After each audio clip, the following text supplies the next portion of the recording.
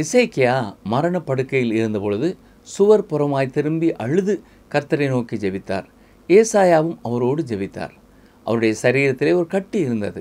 தேவன் அதை பூரணமாக குணப்படுத்தி எசேக்கியாவின் வாழ்க்கையிலே 15 ஆண்டுகளை கூட்டி கொடுத்தார்.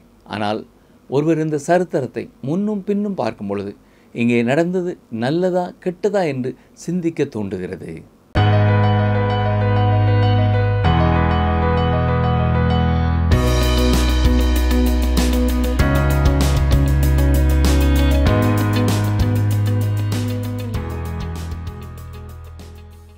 வேத வசனங்களை ஆழமாக கற்றுக்கொள்ள வேண்டும் என்கிற வாஞ்சையோடு காத்திருக்கும் உங்களை இயேசு கிறிஸ்துவின் இன்ப நாமத்தினாலே வாழ்த்துகிறோம்.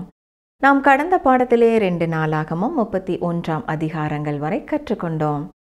அந்த பாடத்திலே எந்த ஒரு பொருளினாலும் நமக்கு நன்மை வரப்போவதில்லை, நன்மை கர்த்தரிடத்திலிருந்தே வருகிறது என்றும், பரிசுத்தம் பண்ணுதல் என்பது கர்த்தருக்கென்று பிரித்தெடுத்து வைக்கப்படுதல் என்பது பொருளாகும் என்றும், நம்முடைய இருதயத்திலே திட்டவட்டமான தீர்மானங்கள் உருவாகாமல் நம்முடைய வாழ்க்கையிலே நாம் முன்னேற முடியாது என்றும், சடங்காச்சாரங்கள் முக்கியமானதல்ல, மனிதர்களின் இருதயங்களின் நிலைமையை குறித்தே தேவன் அக்கறை உள்ளவராக இருக்கிறார் என்றும் கற்றுக்கொண்டோம். இன்று நாம் 32 அதிகாரம் 1 வசனம் முதல் 33 அதிகாரம் 2 வசனம் வரை கற்றுக்கொள்ள இருக்கிறோம். இந்த பாடத்திலே சனகெரிப் எசேக்கியாவிற்கு எழுதிய கடிதத்தில் கூறப்பட்டது என்ன? எசேக்கியா செய்த மதியீனமான காரியங்கள் என்ன? மனாசேயின் காலத்திலே மக்கள் எவ்வாறு வாழ்ந்தார்கள் என்பதை குறித்து ஆழமாக கற்றுக்கொள்ள தொடர்ந்து எங்களுடன் இணைந்திருங்கள். டிரான்ஸ்வல் ரேடியோவின் இந்த ஒலிபரப்புகளை தொடர்ந்து கேட்கிற உங்களுக்காக கர்த்தரை துதிக்கிறோம். 2 நாளாகமம் 32 அதிகாரத்தை நாம் பார்க்கும் பொழுது கர்த்தர் பிரகாசமான வெளிச்சத்திலிருந்து யூதா மக்களை இருளான துக்ககரமான காலங்களுக்குள்ளாக கடந்து வரும்படியாக அனுமதித்தார். சனகரிப் மீண்டுமாக அசீரியாவில் இருந்து வந்தான். எருசலேம் நகரத்தின் மேலே தாக்குதல் நடத்த திட்டமிட்டான். முதலாவதாக அங்கே வாசம் செய்தவர்களை பயம்புறுத்தும்படியான வார்த்தைகளை பேசினார்கள். 2 நாளாகமம் 32 அதிகாரம் 1 வசனத்தை பாருங்கள். இக்காரியங்கள் நடந்தேறி வருகையில் அசீரியா ராஜாவாகிய சனகரிப் வந்து யூதாவுக்குள் பிரவேசித்து அரணான பட்டணங்களுக்கு எதிராக பாளையமிறங்கி அவைகளை தன் வசமாக்கிக் கொள்ள நினைத்தான். இப்படிப்பட்ட ஒரு சூழ்நிலையிலே எசேக்கியா ராஜ்யத்தை திடப்படுத்தும்படியாக அதற்கான முயற்சிகளிலே ஈடுபட்டான். ஆனாலும் அவனுடைய நம்பிக்கை கர்த்தர் மேலேயே இருந்தது. ஜனங்களும் கர்த்தரை நம்பும்படியாக அவர்களை உற்சாகப்படுத்தினான். கவனியங்கள் 2 நாளாகமம் 32 அதிகாரம் 7-8 வசனங்கள். நீங்கள் திடன் கொண்டு தைரியமாயிருங்கள், அசீரியா ராஜாவுக்கும் அவனோடிருக்கிற ஏராளமான கூட்டத்திற்கும் பயப்படாமலும் கலங்காமலும் இருங்கள். அவனோடிருக்கிறவர்களை பார்க்கிலும் நம்மோடிருக்கிறவர்கள் அதிகம். அவனோடிருக்கிறது மாம்ச புயம், நமக்கு துணை நின்று நம்முடைய யுத்தங்களை நடத்த நம்மோடிருக்கிறவர் நம்முடைய தேவனாகிய கர்த்தர்தானே என்று சொல்லி அவர்களை தேற்றினான். யூதாவின் ராஜாவாகிய எசேக்கியா சொன்ன இந்த வார்த்தைகளின் மேல் ஜனங்கள் நம்பிக்கை வைத்தார்கள். இதற்கு பின்பு சனகரிப் தனது ஆட்களை அனுப்பி ஜனங்களை பயமுறுத்தும்படியாகவும் தேவன் மேலே உள்ள நம்பிக்கையை அசைக்கும்படியாகவும் செயலாற்றினான். 2 நாளாகமம் 32 15 16. இப்போதும் எசேக்கியா உங்களை வஞ்சிக்கவும் இப்படி உங்களை போதிக்கவும் இடம் கொடுக்க வேண்டாம். நீங்கள் அவனை நம்பவும் வேண்டாம். ஏனென்றால் எந்த ஜாதியின் தேவனும் எந்த ராஜ்யத்தின் தேவனும் தன் ஜனத்தை என் கைக்கும் என் பிதாக்களின் கைக்கும் தப்புவிக்க கூடாதிருந்ததே. உங்கள் தேவன் உங்களை என் கைக்கு தப்புவிப்பது எப்படி என்கிறார் என்று சொல்லி அவனுடைய ஊழியக்காரர் தேவனாகிய கர்த்தருக்கு விரோதமாகவும் அவருடைய தாசனாகிய எசேக்கியாவுக்கு விரோதமாகவும் பின்னும் அதிகமாய் பேசினார்கள். இவைகள் மட்டுமல்ல, சனகரிப் எசேக்கியாவிற்கு ஒரு கடிதத்தையும் எழுதி அனுப்பினான். கவனியங்கள் 2 நாளாகமம் 32 17. தேசங்களுடைய ஜாதிகளின் தேவர்கள் தங்கள் ஜனங்களை என் கைக்கு தப்புவிக்காதிருந்தது போல எசேக்கியாவின் தேவனும் தன் ஜனங்களை என் கைக்கு தப்புவிப்பதில்லை என்று இஸ்ரவேலின் தேவனாகிய கர்த்தரை நிந்திக்கவும் அவருக்கு விரோதமாக பேசவும் அவன் நிருபங்களையும் எழுதினான். இதை குறித்து 2 ராஜாக்களின் புத்தகத்திலே எழுதப்பட்டிருக்கும் இடத்திலே மிக விபரமாக காரியங்கள் சொல்லப்பட்டிருக்கின்றன. எசேக்கியா செனகரிப்பினுடைய கடிதத்தை பெற்றுக்கொண்ட பொழுது கர்த்தருடைய ஆலயத்திற்குள்ளே கடந்து சென்று கர்த்தருக்கு முன்னாலே அதை விரித்து வைத்து கர்த்தரிடத்திலே அதை குறித்து பேசினான். இதை 2 ராஜாக்கள் 19ஆம் அதிகாரம் 16 முதல் 19 வரை உள்ள பகுதியிலே நாம் பார்க்கலாம். ஆம், எசேக்கியா ஒரு ஜெப வீரன். பாருங்கள், 2 நாளாகமம் 32:20. இது நிமித்தம் ராஜாவாகிய எசேக்கியாவும் ஆமோத்சின் குமாரனாகிய ஏசாயா தீர்க்கதரிசியும் பிரார்த்தித்து வானத்தை நோக்கி அபயமிட்டார்கள். எசேக்கியா தனக்கு தேவையான உதவிக்கு கர்த்தரையே நம்பியிருந்தான். எனவே கர்த்தர் அற்புதமான முறையிலே நகரத்தை காத்தார். தொடர்ந்து 21, 22 வசனங்கள். அப்பொழுது கர்த்தர் ஒரு தூதனை அனுப்பினார். அவன் அசீரியருடைய ராஜாவின் பாளையத்திலுள்ள சகல பராக்கிரமசாலிகளையும் தலைவரையும் சேனாபதிகளையும் அதம் பண்ணினான். அப்படியே சனகரிப் செத்த முகமாய் தன் தேசத்திற்கு திரும்பினான். அங்கே அவன் தன் தேவனுடைய கோவிலுக்குள் பிரவேசிக்கிற போது அவனுடைய கற்ப பிறப்பான சிலர் அவனை பட்டயத்தால் வெட்டி போட்டார்கள். இப்படி கர்த்தர் எசேக்கியாவையும் எருசலேமின் குடிகளையும் அசீரியருடைய ராஜாவாகிய சனகரிப்பின் கைக்கும் மற்ற எல்லாருடைய கைக்கும் நீங்களாக்கி இரட்சித்து அவர்களை சுற்றுப்புறத்தாருக்கு விலக்கி ஆதரித்து நடத்தினார். ஆம், கர்த்தர் மிக அற்புதமாக அசீரியருக்கு விரோதமாக ஒரு தூதனை அனுப்பி அவர்களை அழித்தார். அது மட்டுமல்ல, யூத ஜனங்களை சுற்றுப்புறத்தாருக்கு விலக்கி ஆதரித்து வழிநடத்தினார் என்று பார்க்கிறோம். பிரியமான சகோதரனை சகோதரியே, கர்த்தர் மேல் எப்பொழுதும் உங்கள் நம்பிக்கை வைத்திருக்கும் பொழுது உங்களுக்கு வரும் கஷ்டங்களையும் பிரச்சனைகளையும் எதிர்ப்புகளையும் கர்த்தருடைய பாதத்திலேயே கொண்டு போய் வைக்க நீங்கள் கற்றுக்கொள்ளும் பொழுது கர்த்தர் உங்களுக்கு தனது ஆதரவை பூரணமாக கொடுக்கிறவராய் இருக்கிறார். 2 நாளாகமம் 32ஆம் அதிகாரம் 24ஆம் வசனம். அந்நாட்களில் எசேக்கியா வியாதிப்பட்டு மரணத்துக்கு ஏதுவாயிருந்தான். அவன் கர்த்தரை நோக்கி ஜெபம் பண்ணும் போது அவர் அவனுக்கு வாக்குத்தத்தம் பண்ணி அவனுக்கு ஒரு அற்புதத்தை கட்டளையிட்டார். 2 ராஜாக்களின் புத்தகம் 20ஆம் அதிகாரத்திலே எசேக்கியா வியாதிப்பட்ட பொழுது அவர் சுவர் புறமாய் திரும்பி கர்த்தரை நோக்கி விண்ணப்பம் பண்ணினதை நாம் பார்க்கிறோம். எசேக்கியா எப்படி உணர்ந்திருந்திருப்பான் என்பதை ஓரளவுக்கு என்னாலேயும் புரிந்து கொள்ள முடிகிறது என்று நான் நினைக்கிறேன். 1978ஆம் ஆண்டிலே ஒரு ஞாயிற்றுக்கிழமை காலையிலே நான் இரத்தமாக வாந்தி பண்ணிய பொழுது மருத்துவர் இது சயரோக வியாதி, பிழைப்பது கடினம் என்று சொன்னதை கேட்டபொழுது அந்த உண்மையை நான் ஏற்றுக்கொள்ள வேண்டியது இருந்தது. 2 நாட்கள் தொடர்ந்து இரத்தம் வெளியேறி கொண்டிருந்த பொழுது மருத்துவர் எல்லா நம்பிக்கையையும் இழந்து போய்விட்டார். என்னுடைய நண்பர்களும் ஜெபத்திலே என்னை கர்த்தருடைய கரத்திலேயே ஒப்பு கொடுத்து விட்டார்களாம். இந்த வியாதி நீங்கி நான் பிழைப்பேன் என்ற எந்த அறிகுறியும் இல்லை. மரணத்தை மிக சமீபத்திலே உணர்ந்தேன். மரண பயம் என்பது அன்று எனக்கு இல்லை. என்றாலும் தொடர்ந்து உலகத்திலே உயிரோடு இருந்து கர்த்தருடைய வேலையை செய்ய வேண்டுமென்ற எண்ணம் மட்டும் எனக்குள்ளே இருந்தபடினாலே எசேக்கியாவை நினைவு கூர்ந்து சுவர் புறமாய் திரும்பி கர்த்தரை நோக்கி கூப்பிட்டேன். கர்த்தர் எனக்கு உதவி செய்தார். கர்த்தர் எனக்கு இறங்கினார். நாம் சுகவீனமாய் இருக்கும் பொழுது நாம் ஜெபத்திலே கர்த்தரண்டை செல்ல வேண்டும். மற்றவர்களை நமக்காக ஜெபிக்க கேட்க வேண்டும். அதிலே தவறில்லை. நாம் கர்த்தரை நம்பி விசுவாசத்திலே சார்ந்து கொள்ளும் பொழுது கர்த்தர் நம்மை குணமாக்குகிறார். கர்த்தரால் இன்றைக்கும் குணமாக்க முடியும். இப்பொழுது எசேக்கியாவும் அதே ஒரு நிலையிலே தான் இருக்கிறார். தேவன் மட்டுமே அவருக்கு உதவி செய்ய முடியும். எசேக்கியா தன் முகத்தை சுவர்புறமாய் திருப்பிய பொழுது கர்த்தரை நோக்கி, ஆம் கர்த்தாவே, உமக்கு முன்பாக உண்மையும் மன உத்தமமாய் நடந்து உமது பார்வைக்கு நலமானதை செய்தேன் என்பதை நினைத்தருளும் என்று விண்ணப்பம் பண்ணினான். எசேக்கியா மிகவும் அழுதான் என்றும் வாசிக்கிறோம். அன்று அவர்கள் அத்திப்பழத்து அடையை கொண்டு வந்து பிளவின் மேலே பற்று போட்ட பொழுது அவன் பிழைத்தான் என்று வாசிக்கிறோம். ஒருவேளை அன்று அவனுக்கு வந்த வியாதியும் புற்றுநோயாக இருந்திருக்கலாம். ஆனால் அது எப்படிப்பட்ட ஒரு மரணத்துக்கு ஏதுவான வியாதியாக இருந்தாலும் தேவன் அவனை குணமாக்கி மேலும் 15 ஆண்டுகளை அவனுடைய வாழ்க்கையிலே கூட்டி கொடுத்தார். ஞாபகம் இருக்கிறதா? ஆகாசின் காலத்திலே யூதா ராஜ்யம் மிக ஏழ்மையான ஒரு நிலைமைக்குள்ளே கடந்து சென்றது. ஆனால் இப்பொழுது அங்கே மீண்டுமாக செல்வச் செழிப்பு வருகிறது. கவனியுங்கள், 2 நாளாகமம் 32:27. எசேக்கியாவுக்கு மிகுதியான ஐஸ்வர்யமும் கனமும் உண்டாயிருந்தது. வெள்ளியும் பொன்னும் இரத்தினங்களும் கந்த வர்க்கங்களும் கேடகங்களும் வினோதமான ஆபரணங்களும் வைக்கும்படியான பொக்கிஷ சாலைகளையும். பாபிலோனிலிருந்து பிரதானிகள் வந்தபொழுது அவன் அறிவற்றவனாக தனது ராஜ்யத்தின் சகல செல்வச் செழிப்பையும் அவர்களுக்கு காட்டினான் என்று 2 ராஜாக்கள் 20ஆம் அதிகாரம் 12 முதல் 19ஆம் வசனம் வரை உள்ள பகுதியிலே நாம் பார்க்கிறோம். அந்த அவர்களுடைய சம்பவத்தை குறித்து தேவனுடைய வார்த்தைகளை சற்றே கவனியுங்கள். 2 நாளாகமம் 32, 31.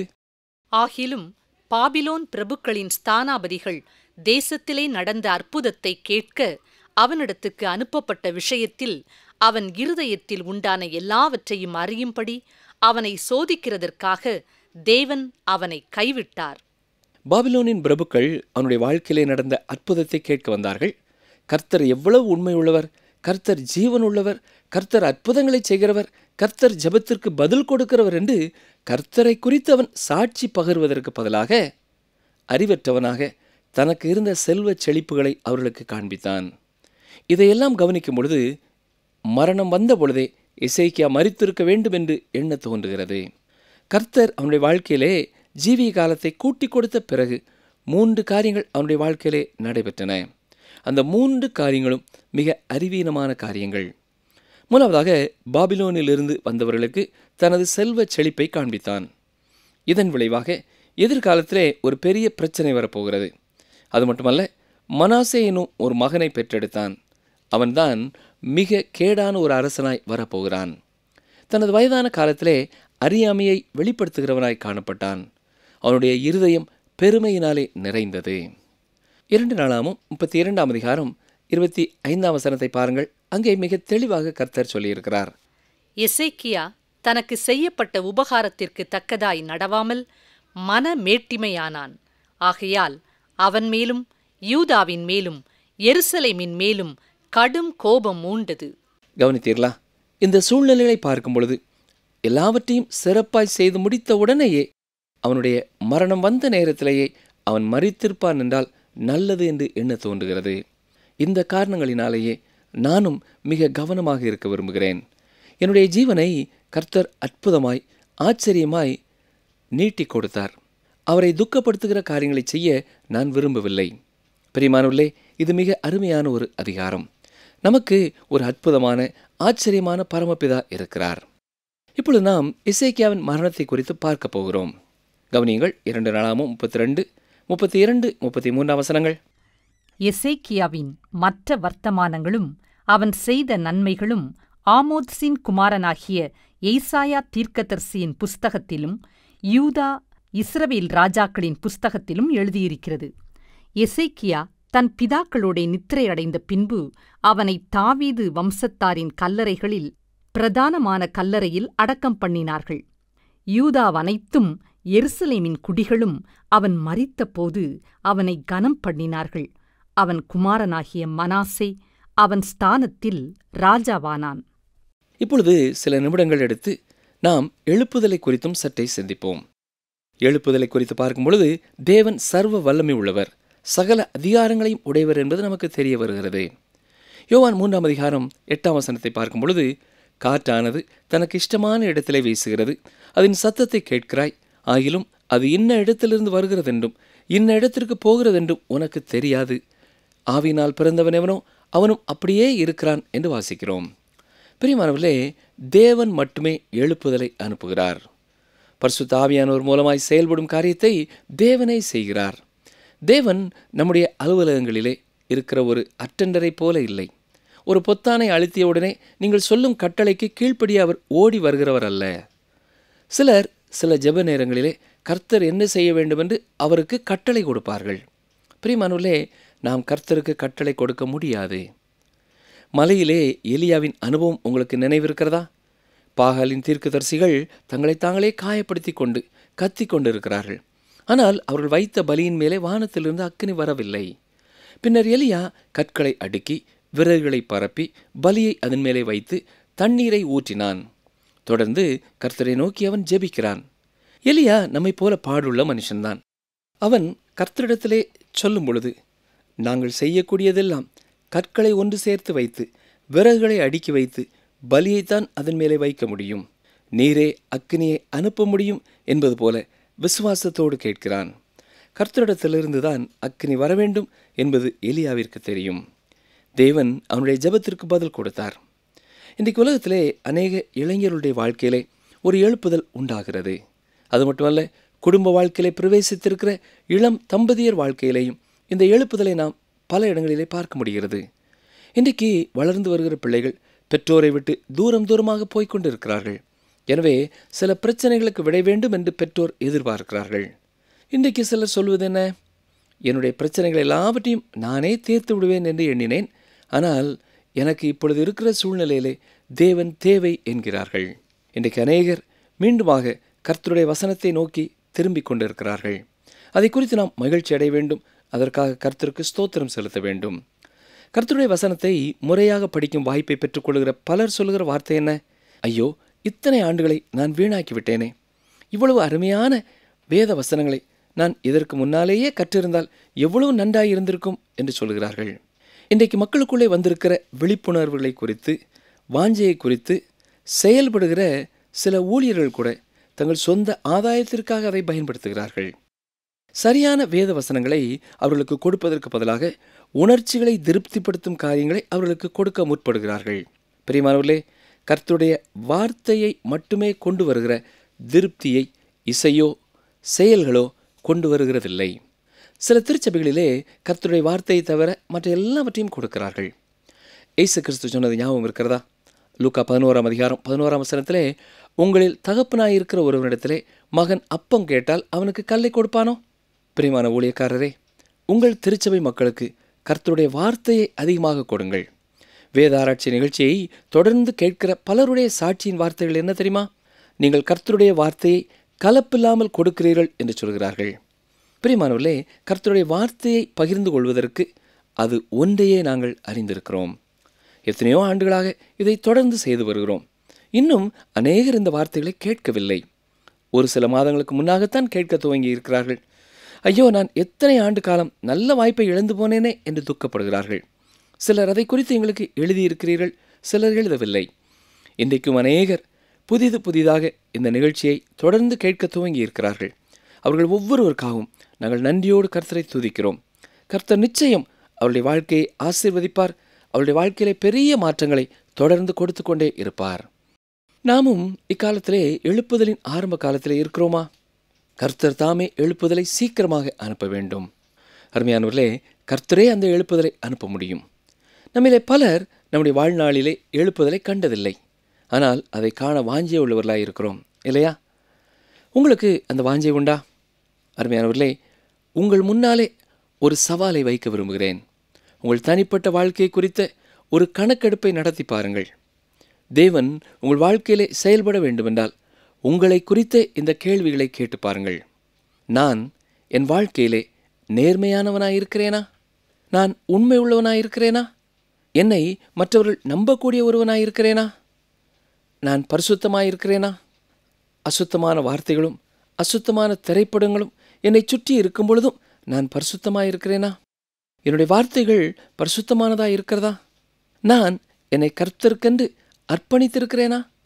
D.L. மூடி அவர்கள் உயிரோடு இருந்த காலத்திலே ஒரு மனிதன் அவரிடத்திலே வந்து, கர்த்தருக்கு பூரணமாக தன்னை ஒப்புக் கொடுத்த ஒரு மனிதனை கொண்டு தேவன் என்ன செய்ய முடியும் என்பதை இன்னமும் உலகம் காணவில்லை என்று கூறினாராம். அதற்கு மூடி சொன்ன பதில், கடவுளுடைய கிருபையினாலே நானே அந்த மனிதனாய் இருப்பேன் என்று சொன்னார். அப்படித்தான் பலரும் எண்ணினார்கள். ஆனால் தனது மரண படுக்கையிலே மூடி சொன்ன வார்த்தைகள் என்ன தெரியுமா? கர்த்தருக்கென்று தன்னை பரிபூர்ணமாக ஒப்படைத்த ஒரு மனிதனை கொண்டு கர்த்தர் என்ன செய்ய முடியும் என்பதை இன்னமும் உலகம் காணவில்லை என்றுதான் கூறினார். அருமையானவர்களே, கர்த்தர் நம்மை பயன்படுத்தும் ஒரு மனிதனாக, ஒரு மனுஷியாக மாற நம்மை அர்ப்பணிப்போமா? நம் மூலமாக தேவன் இந்த உலகத்திலே செயல்படட்டும். நம் மூலமாக தாகமுள்ள இருதயங்கள் தாகம் தீர்க்கப்படட்டும். இப்பொழுது நாம் 2 நாளாமும் 33ஆம் அதிகாரத்திற்குள்ளே கடந்து செல்கிறோம். நாம் ஏற்கனவே பார்த்தது என்ன? எசேக்கியா மரணப்படுக்கையில் இருந்த பொழுது சுவர் புறமாய் திரும்பி அழுது கர்த்தரை நோக்கி ஜெபித்தார். ஏசாயாவும் அவரோடு ஜெபித்தார். அவருடைய சரீரத்திலே ஒரு கட்டி இருந்தது. ஒருவேளை அது புற்றுநோயாக இருந்திருக்கலாம். தேவன் அதை பூரணமாக குணப்படுத்தி 15 ஆண்டு காலத்தை கூட்டி கொடுத்தார். அற்புதமாக ஜெபத்திற்கு தேவன் கொடுத்த ஒரு பதில் அது. ஆனால் ஒருவர் இந்த சரித்திரத்தை பூரணமாக முன்னும் பின்னும் பார்க்கும் பொழுது இங்கு நடந்தது நல்லதா கெட்டதா என்று சிந்திக்க தூண்டுகிறது. முதலாவதாக எசேக்கியா சுகம் பெற்று உயிரோடு இருந்த அந்த 15 ஆண்டுகளிலே தான் ராஜ்யத்தின் செல்வச் செழிப்பை பாபிலோனிலிருந்து வந்த மக்களுக்கு காண்பித்தான். இந்த காரியமே சில ஆண்டுகளுக்கு பிறகு நேபுகாத்நேச்சார் பட்டணங்களுக்குள்ளே வந்து அதை எடுத்துக்கொள்ள வாசலை திறந்தது. பொன் எங்கே இருக்கும் என்பது அவர்களுக்கு தெரியும். அதை எடுத்துக்கொண்டு சென்று விட்டார்கள். இஸ்ரவேல் தேசத்திலே வைக்கப்பட்டிருந்த பொன்னானது பாபிலோன் மக்களுக்கு ஒரு சோதனையாயிற்று. இதற்கு காரணம் எசேக்கியாவின் அந்த அறிவற்ற செயல். மீண்டுமாக மனாசே ராஜ்யத்தை ஆளத் துவங்கிய பொழுது அவன் 12 வயதாயிருந்தான் என்று நாம் வாசிக்கிறோம். இதன் பொருள் என்ன? எசேக்கியா மறு உயிர் பெற்று வாழ்ந்த அந்த 15 ஆண்டு காலத்திலே தான் மனாசே பிறந்திருக்கிறான். மனாசே மிகவும் கேடான ஒரு அரசனாய் வந்தான். மனாசேயின் காலத்திலே ஜனங்கள் தேவனற்றவர்களாய் மிக கேவலமாய் போனபடினாலே தேவன் தலையிட வேண்டியது இருந்தது. பாருங்கள், 2 நாளாகமம் 33ஆம் அதிகாரம் முதல் 2 வசனங்கள். மனாசே ராஜாவாகிற போது 12 வயதாயிருந்து 55 வருஷம் எருசலேமில் அரசாண்டான். கர்த்தர் இஸ்ரவேல் புத்திரருக்கு முன்பாக துரத்தின ஜாதிகளுடைய அருவருப்புகளின் படியே அவன் கர்த்தரின் பார்வைக்கு பொல்லாப்பானதை செய்தான். இது மிக வினோதமாயிருக்கிறது இல்லையா? எசேக்கியா அரசர்களுக்குள் சிறந்த ஒரு அரசனாயிருந்து தேசத்தை எழுப்புதலுக்கு நேராய் வழிநடத்தினான். ஆனால் அவனுடைய சொந்த மகன் அரியணைக்கு வந்த பொழுது மிக கேவலமான ஒரு அரசனாய் வாழ்ந்தான். இதற்கு நாம் எப்படி விளக்கம் கொடுக்க முடியும்? அருமையானவர்களே, ஒரு ரகசியத்தை உங்களுக்கு சொல்கிறேன். அதற்கான விளக்கத்தை நான் உங்களுக்கு கொடுக்க முடியாது. இன்றும் நம்மை சுற்றி நடக்கிற பல காரியங்களுக்கு நாம் விளக்கம் கொடுக்க முடியாது. அவ்வப்பொழுது நாம் கேள்விப்படுகிற காரியம் என்ன? நல்ல அருமையான கிறிஸ்தவ குடும்பத்திலே அருமையான கிறிஸ்தவ பெற்றோர்களுக்கு பிறந்த மகனோ மகளோ எல்லாவற்றிற்கும் எதிராக கலகம் செய்கிறவர்களாய் இருக்கிறார்கள். இன்றைக்கு கலகம் செய்கிற வாலிபர்கள் எல்லாரையும் பார்க்கும் பொழுது குடும்பத்திலே அவர்கள் உதாசீனம் செய்யப்பட்டு இருக்கிறார்களோ என்று எண்ண தோன்றுகிறது. தேவனற்ற பொருட்களுக்கு முக்கியத்துவம் கொடுக்கிற பெற்றோர்களையும் எப்பொழுதும் சண்டையிடும் பெற்றோர்களையும் அவர்கள் பார்க்கிறார்கள். அப்படிப்பட்டவர்கள் வீட்டை விட்டு வெளியே வருகிறார்கள், இஷ்டம் போல வாழ்கிறார்கள், சுயநலமாய் வளர்கிறார்கள். அவர்கள் ஏன் இப்படி கலகம் செய்து வீட்டை விட்டு வெளியே வந்தார்கள் என்பதற்கு விளக்கம் கொடுக்க முடியும். ஆனால் நல்ல அருமையான பெற்றோருடைய பிள்ளைகள் ஏன் தேவனை விட்டு தூரமாய் போகிறார்கள்? இதற்கு நாம் விளக்கம் கொடுக்கவே முடியாது. ஒருவேளை நாம் சிந்தித்து பார்த்தாலும் 2 காரியங்களை குறித்து நாம் சிந்திக்க முடியும். அதுவும் திட்டமாய் இதுதான் என்றும் கூற முடியாது. ஒரு காரணம், இளைஞர்கள் தங்களை சுற்றி இருக்கிற மற்ற இளைஞர்களினாலே பாதிக்கப்பட்டிருக்கிறார்கள். எல்லா இளைஞர்களுடைய வாழ்க்கையிலையும் ஒரு குறிப்பிட்ட காலத்திலே தங்கள் பெற்றோர்கள் முட்டாள்கள் என்று எண்ணும் காலத்தை கடந்து வருகிறார்கள். இளைஞன் ஒருவன் தன்னுடைய பெற்றோர்கள் மதியீனமாய் இருக்கிறார்கள் என்று எண்ணி வீட்டை விட்டு வெளியே தூர இடத்திற்கு கல்லூரிக்கு சென்று விட்டான். ஆனால் அவன் அப்படி சென்று திரும்பி வந்த காலத்திலே தான் தன்னுடைய தகப்பனார் ஒரு காலத்திலே அறிவில்லாதவரைப் போல அவனுக்கு தோன்றி இருந்தாலும் அவர் எவ்வளவு ஞானமாக குடும்பத்தை நடத்தி வருகிறார், குடும்பத்திற்காக எவ்வளவு தியாகம் செய்கிறார், குடும்பத்தில் எல்லாரையும் போஷிப்பதற்காக அவர் எவ்வளவு பாடுபடுகிறார் என்பதை உணர்ந்து கொண்டேன் என்று சொன்னான். அவன் சொன்ன மற்றொரு காரியம் நம்மை ஆச்சரியப்பட வைக்கும். அது என்ன தெரியுமா? நான் வீட்டிலே இல்லாத காலங்களிலே என்னுடைய தகப்பனார் எவ்வளவோ காரியங்களை கற்றுக்கொண்டிருக்கிறார் என்று கூறினானாம். ஆம் பிரியமானவர்களே, இளைஞர்கள் மற்ற இளைஞர்களினாலே பாதிக்கப்படுகிறார்கள். இதை நாம் ஒரு விளக்கமாக சொல்லலாம். இரண்டாவதாக, குடும்பத்திலே பெற்றோருக்கு விரோதமாக கலகம் செய்யும் பிள்ளைகள் விசுவாசத்திற்குள்ளே வந்தவர்களாக இருப்பார்கள் என்றால் நிச்சயமாக மீண்டுமாக ஒரு நாள் எப்படியாவது அவர்கள் கர்த்தரிடத்திலே திரும்புவார்கள். இதற்கு ஒரு உதாரணம் மனாசே என்று சொல்லலாம். நாம் எண்ணி பார்க்க முடியாத அளவிற்கு மனாசேயின் ஆட்சி காலம் கேடானதாய் இருந்தது. கர்த்தருடைய பிரசன்னத்தை மக்கள் உணரும்படியாய் இருந்த ஷக்கீனா மகிமை என்பது தேவனுடைய ஆலயத்தை விட்டு அகற்றப்பட்டு விட்டது. எசேக்கியேல் தீர்க்கதரிசி இந்த மகிமை மகா பரிசுத்த ஸ்தலத்திலிருந்து மக்களுடைய பாவத்தினாலே கலகத்தினாலே அகற்றப்படுவதை கண்டார். அந்த மகிமை எருசலேமின் சுவர்களை கடந்து வெளியே காத்திருந்தது. ஜனங்கள் கர்த்தரிடமாக திரும்பவில்லை. அதன் பின்னர் அந்த மகிமையானது ஒலிவ மலையின் அருகிலே இருந்தது. அப்படிப்பட்ட காலகட்டத்திலேயும் ஜனங்கள் கர்த்தரிடமாய் திரும்பவில்லை. எனவே அந்த மகிமையானது மீண்டுமாக பரலோகத்திற்கு எடுத்துக்கொள்ளப்பட்டு விட்டது. அதைத்தான் இக்கபோத் என்று நாம் சொல்லுகிறோம். பல வேத பண்டிதர்கள் சொல்லும் ஒரு காரியம் என்னவென்றால், ஜனங்கள் சிறைப்பிடிப்பிற்கு சென்ற பொழுதுதான் ஷக்கீனா மகிமை எடுக்கப்பட்டது என்று சொல்கிறார்கள். ஆனால் அது சரியாக தெரியவில்லை. மனாசேயின் காலகட்டத்திலே ஷக்கீனா மகிமை எடுக்கப்படவில்லை என்றால் வேறு எந்த காலகட்டத்திலையும் அது எடுக்கப்பட்டு இருக்க முடியாது என்று நான் நினைக்கிறேன். எனவே மனாசேயின் காலத்திலே தான் அந்த மகிமை அங்கே இருந்து எடுக்கப்பட்டு இருக்க வேண்டும். பிரியமானவர்களே, நாம் வாசித்த அந்த வசனத்திலே கவனித்தீர்களா? எவ்வளவு காலம் மனாசே ஆட்சி செய்தான்? 55 ஆண்டு காலம் அவன் எருசலேமிலிருந்து அரசாண்டான். எல்லா அரசர்களையும் விட மிக அதிகமான காலம் அரசாட்சி செய்தவன் இந்த மனாசே. தாவீதை விட நீண்ட காலம் அரசாண்டான். சாலமோனை விட அதிக காலம் அரசாண்டான். ஏன், அவன் சொந்த தகப்பனாரை விட மிக அதிகமான காலம் அவன் அரசாட்சி செய்தான். ஏன் தெரியுமா? கர்த்தர் கிருபை உள்ளவர். அவர் நீடிய சாந்தமுள்ளவர். எந்த ஒருவரும் அழிந்து போவதை அவர் விரும்புகிறதில்லை. சொல்லப்போனால் கர்த்தருடைய கரத்திலே மிக அதிகமான காலம் இருக்கிறது. நம்மை போல அவருக்கு ஒவ்வொரு நாளும் 24 மணி நேரங்கள் தான் என்று நாம் சொல்ல முடியாது. அவருடைய காலத்திலே நித்தியமான காலம் இருக்கிறது. அவர் எதை குறித்தும் அவசரப்பட வேண்டியதில்லை. எந்த ஒரு காரியத்தை செய்யவும் நீங்கள் கர்த்தரை துரிதப்படுத்த முடியாது. சிலர் மற்றவர்களை ஜெபிக்கும்படியாக தூண்டும் பொழுது, நீங்கள் ஜெபித்தீர்கள் என்றால் ஆண்டவர் உடனடியாக செயல்படுவார் என்று சொல்வார்கள். இல்லை பிரியமானவர்களே, தேவன் அப்படி செயல்படாமலும் இருக்கலாம், அப்படி செயல்படவும் முடியும். ஏனென்றால் காலம் என்பது அவருக்கு ஒரு பெரிய காரியமே அல்ல. எந்த ஒரு காரியத்தை குறித்தும் அவர் அவசரப்படுகிறதில்லை. எனவே மனாசே கர்த்தரிடமாய் திரும்புகிறதற்கு போதுமான கால அவகாசம் அவனுக்கு இருந்தது. நிகழ்ச்சியை கேட்டுக்கொண்டிருக்கிற எனக்கு அருமையான சகோதரனை சகோதரியே, உங்களுடைய வாழ்க்கையிலேயும் ஆண்டவர் உங்களுக்கு எவ்வளவோ காலங்களை கொடுத்திருக்கிறார் இல்லையா? மரண தருவாயிலே ஆண்டவர் நம்மை காத்திருக்கிறார். வியாதி நேரங்களிலே நம்மை விடுவித்திருக்கிறார். உலகமே நம்மை எதிர்த்து நின்ற வேளையிலேயும் சூழ்நிலைகளிலேயும் ஆண்டவர் அற்புதமாய் நம்மை காத்த அனுபவங்கள் நமக்கு உண்டு. அதையெல்லாம் எண்ணி பார்த்தவர்களாக கர்த்தரோடு கூட கர்த்தருக்கு பிரியமான ஒரு வாழ்க்கை வாழுகிறோமா என்பதை சற்றே எண்ணி பார்ப்போம். அன்பர்களே, இந்த நாளிலும் நாம் கற்றுக்கொண்டது என்ன? கர்த்தர் மேல் உங்கள் நம்பிக்கையை வைத்திருக்கும் பொழுது உங்களுக்கு வரும் எல்லா பிரச்சனைகளையும் அவரிடத்திலே வைக்கும்போது அவர் உங்களுக்கு ஆதரவாக இருப்பார். நாம் சுகவீனமாக இருக்கும்போது நாம் கர்த்தரிடத்திலே ஜெபிக்க வேண்டும். மற்றவர்களையும் நமக்காக ஜெபிக்கும்படி கேட்க வேண்டும். தேவன் மட்டுமே எழுப்புதலை அனுப்புகிறார். பரிசுத்தமானவர் மூலமாக செயல்படும் காரியத்தை தேவனே செய்கிறார். கர்த்தருடைய வார்த்தை மட்டுமே கொடுக்கிற திருப்தியை இசையோ செயல்களோ கொடுக்க முடியாது. மீண்டும் அடுத்த நிகழ்ச்சியிலே சந்திப்போம். கர்த்தர் உங்களை ஆசீர்வதிப்பாராக.